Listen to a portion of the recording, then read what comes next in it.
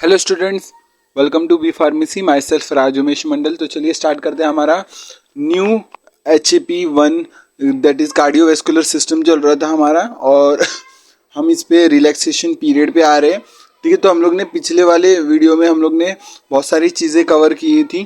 ठीक है, तो सर्कुलेशन, कोरोनरी सर्कुलेशन हो गया, फिर आगे की चीज़ें की है कि कैसे कंडक्शन होता है, वो सब देखे। अब बात करते हैं हम लोग रिलैक्सेशन पीरियड की। ठीक है, तो ये HAP1 का नेक्स्ट लेक्चर है, ये कार्डियोवैस्कुलर सिस्टम का ही है। तो कार्डियोवैस्कुलर सिस्टम का आगे करते हैं रिलैक्सेशन पीरियड, और फिर टाइम रहेगा तो आप फिर आगे भी हम लोग कार्डियक आउटपुट भी देखेंगे आज। ठीक है, तो रिलैक्सेशन पीरियड स्टार्ट करते हैं। व्हाट इज रिलैक्सेशन पीरियड, तो यहीं पर ही रोका था हम लोग ने पिछले लेक्चर में। तो रिलैक्सेशन पीरियड क्या, बाकी वीडियो समझ में आ रही कि नहीं? वीडियो समझ में आ रहा है तो कमेंट करके बताइएगा कि आपको समझ में आ रहा है। आप कंटिन्यू कीजिए, या फिर आप स्लो थोड़ा पढ़ाइए या तेज़ पढ़ाइए। ठीक है, या और डिटेल में पढ़ाइए। अगर कुछ भी ऐसा से कुछ सजेशन देना हो तो आप दे सकते हो। ठीक है, व्हाट्सएप पे भी दे सकते हो, टेलीग्राम पे भी दे सकते हो, एंड देन फिर वो यूट्यूब चैट्स पे भी दे सकते हो। ठीक है, तो वहाँ पर आप दे सकते हो, अपने क्यूरीज ये सब बता सकते हो। तो रिलैक्सेशन पीरियड स्टार्ट करें, चलिए स्टार्ट करते हैं। During the relaxation period which last about 0.4, मैंने ये पिछले लेक्चर में बोला था, रिलैक्सेशन पीरियड को ही हम बोल रहे हैं यहाँ पर जॉइंट डायस्टोल। जॉइंट डायस्टोल का मतलब ही क्या होता है? Joint diastole. ठीक है, joint diastole means, joint means साथ में डायस्टोल कर रहे, कौन? एट्रिया और वेंट्रिकल साथ में रिलैक्स कर रहे, उसको बोलते हैं जॉइंट डायस्टोल या फिर रिलैक्सेशन पीरियड, जिसमें दोनों ही रिलैक्स कर रहे, वो होता है 0.4 सेकेंड्स। आपको पता होगा 0.8 के लिए होता है, 0.1 के लिए अपना एट्रिया कॉन्ट्रैक्ट करता है, 0.3 के लिए हमारा, सॉरी ये ऐसे बनेगा, बेसिकली ये ऐसे बनेगा, हाँ। तो ये 0.3 के लिए हमारा क्या होता है? Ventricular contraction. और ये 0.4 के लिए हमारा होता है रिलैक्सेशन पीरियड, ये वाला 0.4। ठीक है, सो ये कार्डियक साइकिल है पूरा। ठीक है, कार्डियक साइकिल हम लोग ने पिछले वीडियो में कवर किया है। तो अब बात करते हैं रिलैक्सेशन पीरियड में, हम लोग जॉइंट डायस्टोल से स्टार्ट कर रहे हैं। Atria and ventricle both are relax as the heart beats faster and faster. इसका मतलब क्या बोल रहा है? आपने देखा होगा जब आप भागते हो या एक्सरसाइज करते हो तो हार्ट बीट बहुत तेज हो जाता है। तो उसमें होता क्या है कि जो रिलैक्सेशन पीरियड है, जो 0.4 सेकेंड है, वो ज़्यादा इफेक्ट करता है और ज़्यादा कम हो जाता है, ना कि जो मतलब एट्रिया कॉन्ट्रैक्शन, वेंट्रिकुलर कॉन्ट्रैक्शन कोशिश करते कि उतना ही रहे, थोड़ा सा कम होता है। लेकिन जब ये एक्सरसाइज करते हार्ट बीट फास्ट होता है तो जो सेकेंड से वो कम हो जाएंगे, और कम मैक्सिमम किस में से होते हैं? That is joint diastole, means relaxation कम हो जाता है, दोनों का रिलैक्स करने का टाइमिंग कम हो जाता है अगर हार्ट बीट ज़्यादा तेज हो तो। ठीक है, so whereas the duration of the atrial systole and ventricular systole shortens, ये only slightly, means slightly change आता है कॉन्ट्रैक्शन में, लेकिन जो जॉइंट डायस्टोल है, जो रिलैक्सेशन पीरियड, वो ज़्यादा इफेक्ट करता है जब हार्ट बीट तेज होता है। इतना ध्यान है? अभी तक कोई डाउट कुछ नहीं है ना? चलिए, वेंट्रिकुलर रिपोलराइजेशन कॉजेज, ये सब नोट्स कहाँ से? आकांक्षा मैम के, थैंक यू बोलते हैं उनको, आकांक्षा मैम का है। और ये मतलब बेसिकली ये कहाँ से आया? दैट इज ये टोटोरा से आया। ठीक है, टोटोरा में आपको मिलेगा, आप ध्यान से, आप टोटोरा भी, आप रेफरेंस बुक रीड करते रहो प्लीज, आप ये भी करो और रेफरेंस बुक भी साथ में पढ़ते रहो। Ventricular repolarization causes ventricular diastole. ठीक है, तो वेंट्रिकुलर रिपोलराइजेशन कॉजेज, अब इसका मतलब क्या होता है?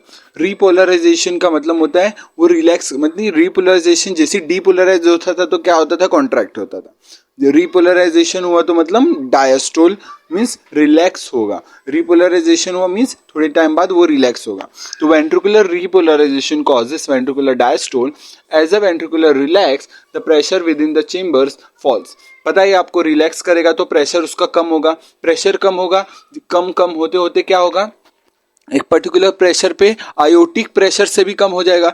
आयोटिक प्रेशर से कम हुआ, इसका मतलब ब्लड बैक फ्लो आने की कोशिश करेगा, जो भी ब्लड है मतलब बैक फ्लो आने की कोशिश करेगा। अब बैक फ्लो जैसे ही आएगा, सेमिलुनर वेव क्लोज हो जाएंगे, बैक फ्लो होने से रोकेंगे। सेमिलुनर क्लोज होंगे तो पता ही है हार्ट साउंड आता है। ठीक है, लबदब आपने सुना होगा कि कब क्या आता है। ठीक है, सो क्या आ जाएगा? क्लोज होएगा तो सुनना ध्यान से, लब किससे आता है, डब किससे आता है। लब दब आपने सुना होगा, तो लब दब किससे आता है, लब वाला आता है किससे, दैट इज आयोटिक वेल्व। जब एवी वेल्व क्लोज हो जाते हैं तब साउंड आता है लब का। और डब का कब साउंड होता है, जब सेमिलुनर वेल्व क्लोज होते हैं। तो लब दब का ध्यान रखना। और फिर क्या होता है, मैं क्या बोल रहा था, बैकफ्लो जैसे ही होएगा तो सेमिलुनर वेल्व क्लोज हो जाएंगे, तो उससे ब्लड नीचे मीन्स बैकफ्लो मीन्स मतलब बैकफ्लो नहीं होगा। अब होता क्या है ध्यान से सुनना, अब होएगा क्या, जैसी बैकफ्लो रुक जाएगा, अब जैसी वेंट्रिकुलर और भी रिलैक्स होएगा तो प्रेशर और कम होगा। जैसी प्रेशर कम होगा तो ये जो एट्रिया का वेल्व है, जो एट्रिया का वेल्व है वो क्या करेगा, ओपन हो जाएगा। एट्रिया का जो वेल्व है, एवी वेल्व, वो ओपन हो जाएगा और जिससे ब्लड एट्रिया से वेंट्रिकल आने लग जाएगा। तो ये होता है। बाकी चलिए रीड करते। तो blood in the aorta and pulmonary trunk begins to flow backward towards the region of lower pressure in the ventricle। बिल्कुल जो बोला वही है, aorta pulmonary trunk में सेम चीजें चल रही, सेम कंडीशन है। Back flowing of the blood catches in the valve cusp and closes SL valve। ठीक है, तो SL valve क्या हो जा रहा है, क्लोज हो जा रहा है। एसएल वेल्व हो गया, एवी वेल्व। एवी वेल्व बाद में क्लोज होगा जब वेंट्रिकल ज्यादा रिलैक्स करेगा तो और भी प्रेशर कम होगा, ज्यादा प्रेशर कम हो जाएगा तो एट्रिया से भी कम हो जाएगा, तो एवी वेल्व ओपन होके एट्रिया का सारा ब्लड वेंट्रिकल में आ जाएगा। The aortic valve closes at the pressure of about 100 mm Hg। तो 100 mm Hg से जैसे ही प्रेशर अगर कम हुआ तो एवी वेल्व जैसे बैक फ्लो होने लग जाएगा ब्लड का, और बैक फ्लो हुआ तो एवी आयोटिक वेल्व हो गया वो क्लोज हो जाएगा, जिससे बैकफ्लो आना बंद हो जाएगा। Rebound of the blood of the close cusp of the aortic valve produce dicrotic wave on the aortic pressure curve. ये ज्यादा इतना डिटेल में नहीं जाना है, इसका मतलब ये क्या बोल रहे हैं, जैसे वो ब्लड बंद हो जाएगा ना, बैकफ्लो आएगा, वैसे आयोटिक वेल्व क्लोज हो जाएगा और बैकफ्लो आना बंद हो जाएगा, मीन्स ब्लड वेंट्रिकल में वापस से नहीं आएगा।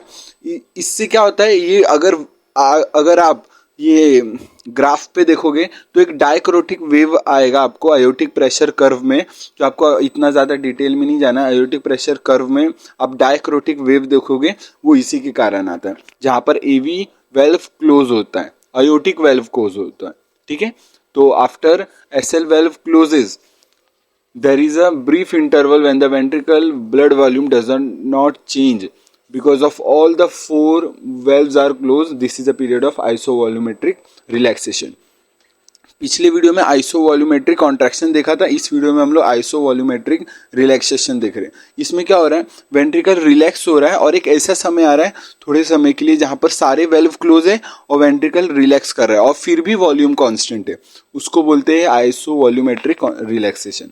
सेम वहीं पर था, सारे वेल्व क्लोज थे सारे वेल्व ओपन थे और वेंट्रिकल कॉन्ट्रैक्ट कर रहा है और वॉल्यूम फिर भी सेम है, उसको बोलते हैं आइसोवॉल्यूमेट्रिक contraction.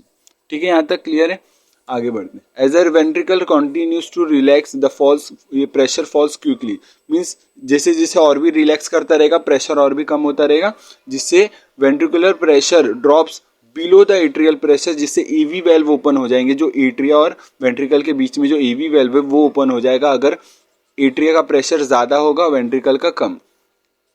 And the ventricular fillings begin, तो वेंट्रिकल का, एट्रिया का सारा ब्लड वेंट्रिकल में आ जाएगा, तो जो 105 वाला ब्लड है वो पूरा 105 ml वाले ब्लड वो सब नीचे आने लग जाएंगे automatically. The major part of the ventricular filling occurs just after the AV valve open. ठीक है, वही वाला 105 ml, और बाकी का 25 ml ये कॉन्ट्रैक्शन से आता है एट्रिया के। The blood that has been flowing into or building up in the atria during the ventricular systole then rushes rapidly into the ventricle। मतलब जब वेंट्रिकल जब कॉन्ट्रैक्ट हो रहा होता है तब हम लोग ने बोला एट्रिया रिलैक्स हो रहा होता है, एट्रिया रिलैक्स हो रहा होता है तब वो उसके अंदर ब्लड फील हो रहा होता है। जैसे वेंट्रिकल अपना रिलैक्सेशन स्टार्ट करेगा तब एट्रिया का सारा ब्लड वेंट्रिकल में आ जाएगा। At the end of the relaxation period the ventricle are about 3/4 full. ठीक है, तो रिलैक्सेशन के दौरान कितना 3/4 फुल हो जाता है, बाकी 1/4 कब बनता है, भरता है, दैट इज जब एट्रिया कॉन्ट्रैक्ट करेगा तब जाके 1/4 भरता है। The P wave appears in the ECG signalling the start of another cardiac cycle. जैसे अनदर पी वेव बनेगा तो अनदर कार्डियक साइकिल शो करेगा, स्टार्ट होगा। अब पढ़ते हैं कार्डियक आउटपुट। कार्डियक आउटपुट देखते हैं। Cardiac output is a volume of the blood ejected from the left ventricle और the right ventricle into the aorta और pulmonary trunk each minute. Cardiac output क्या होता है? हर एक मिनट में कितना, मतलब वेंट्रिकल कितना ब्लड पंप कर रहा है। ये वेंट्रिकल मतलब लेफ्ट भी बोल लो या राइट बोल लो रिस्पेक्टिवली, सेम है, दोनों के लिए सेम है। तो एक पर्टिकुलर चीज के लिए याद रखना कि हर एक मिनट के लिए कितना एक वेंट्रिकल पंप कर रहा है ब्लड एक मिनट में, उसको बोलते हैं कार्डियक आउटपुट। और स्ट्रोक वॉल्यूम भी सिमिलर ही है, बस वो एक सेकंड के लिए कि वेंट्रिकल एक सेकंड में कितना ब्लड पंप कर रहा है वो स्ट्रोक वॉल्यूम बोलते हैं, और एक मिनट के लिए कितना पंप कर रहा है उसको कार्डियक आउटपुट बोलते हैं। ठीक है, तो इक्वल्स कार्डियक आउटपुट का एक फॉर्मूला है cardiac output equals the stroke volume and the volume blood ejected by the ventricle during the each contraction multiply by the heart rate, the number of heartbeats per minute। तो heart rate क्या होता है? Number of beats per minute. ठीक है, वो heart rate होता है, तो हार्ट रेट से मल्टीप्लाई करेंगे स्ट्रोक वॉल्यूम से तो हमारा कार्डियक आउटपुट मिल जाएगा। ठीक है, कितना ml ऑफ ब्लड पर मिनट निकल रहा है हार्ट से उसको बोलते हैं कार्डियक आउटपुट। अगर एवरेज की बात करूं, एवरेज कैलकुलेशन करें तो 70 ml पर ये बीट निकलता है वॉल्यूम, और पूरा टोटल कितना बीट होता है heart? 75 beats per minute normally देखें तो कार्डियक आउटपुट क्या होगा? इन दोनों को मल्टीप्लाई करेंगे तो ऑलमोस्ट 5 लीटर्स के अराउंड आ रहा है पर मिनट, मतलब हार्ट से 5 लीटर्स ब्लड सर्कुलेट हो रहा है ईच वेंट्रिकल के द्वारा, 5 litres. This volume is close to the total volume of the blood. बिल्कुल हम लोग ने सुना भी है कि total volume of the blood कितना है? 5 litre almost, which is about 5 litres in the typical adult man. Thus your entire blood volume flows through your pulmonary and systemic circulation each minute। ये तो पल्मोनरी सर्कुलेशन ले लो या systemic circulation ले लो, हर एक minute आपका पूरा एंटायर ब्लड फ्लो हो रहा है 5 लीटर का। ठीक है, फैक्टर ये नॉर्मल रेस्ट कंडीशन में बात कर रहे हैं। Factors that increases stroke volume और heart rate normally increases cardiac output. तो कार्डियक आउटपुट किस पे डिपेंड कर रहा है? स्ट्रोक वॉल्यूम और हार्ट रेट, इन दोनों को वेरी करोगे तो आपका कार्डियक आउटपुट वेरी करेगा। During the mild exercise for example the stroke volume में इंक्रीजेस। अब ये कैलकुलेशन है कि अगर इतना बढ़ा दिया तो उसका 10 लीटर हो जाएगा। अगर और एक्सरसाइज करोगे तो इसका 150 बीट्स पर मिनट और 130 ml पर बीट हो जाएगा। तो जब मल्टीप्लाई करोगे तो 19.5 लीटर आ जाएगा।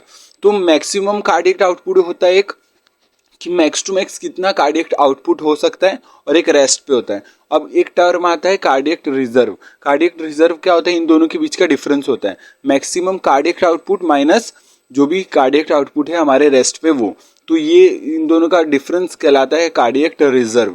अब ये होता क्या है? नॉर्मली जो नॉर्मल पर्सन है उसमें क्या होता है, ये 4 to 5 टाइम्स होता है रेस्टिंग वैल्यू से।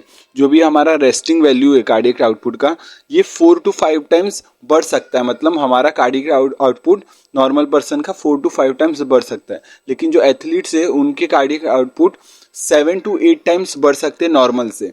तो जो भी नॉर्मल है 5 लीटर, उसके अगर मैक्सिमम कार्डियक आउटपुट देखे, ये मैक्सिमम ये कार्डियक आउटपुट तो 7 to 8 टाइम्स बढ़ सकता है एथलीट्स में। ठीक है, तो और अगर जिनके पास ये या फिर वो peoples with severe heart disease में have little or no cardiac reserve which limits their ability to carry out even the simple task of daily living. मतलब जिनको हार्ट डिजीज है, जो भी पर्सन है जिनको भी हार्ट डिजीज है, उनको क्या होता है कि उन लोग नॉर्मल टास्क भी नहीं कर पाते। क्यों? क्योंकि उनका जो कार्डियक आउटपुट है वो नॉर्मल भी नहीं रह पाता।